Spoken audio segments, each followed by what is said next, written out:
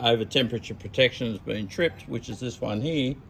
At the moment you can see that this one has been tripped because the button's sticking out, and if it hadn't been tripped it would be like this one where it's flat. Now let's video testing to see if this over temperature switch is faulty. So to do that you need a couple of little jumper leads. I get these from J Car Electronics. You need to connect these to the screws to bridge the thing out. You can also use a multimeter, but I just find it easy to do this way. Yes. That's how it is. Okay, so. There's the 4 of them connected up now.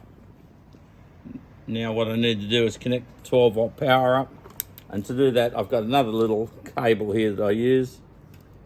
Just makes it easy with a battery.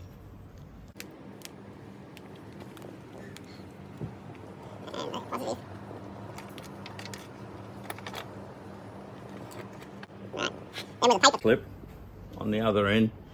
These have been shortened on this customer's car, so I'm using a longer cable. And to join them together, I'm just going to use a paper clip. Another paper clip for the negative.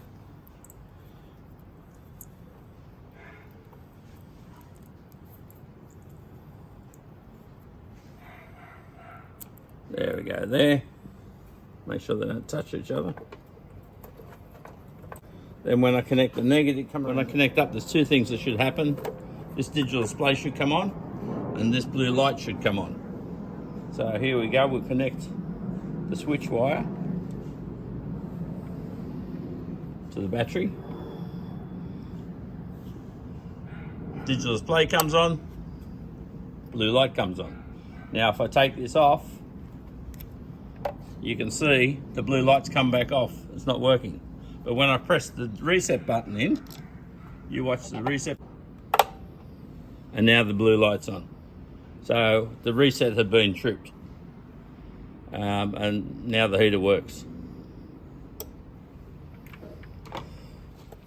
To check this reset button, we had to take it out.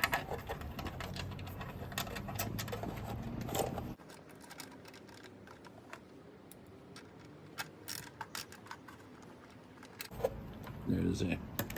Now it's back in its place. Then this cover just goes back.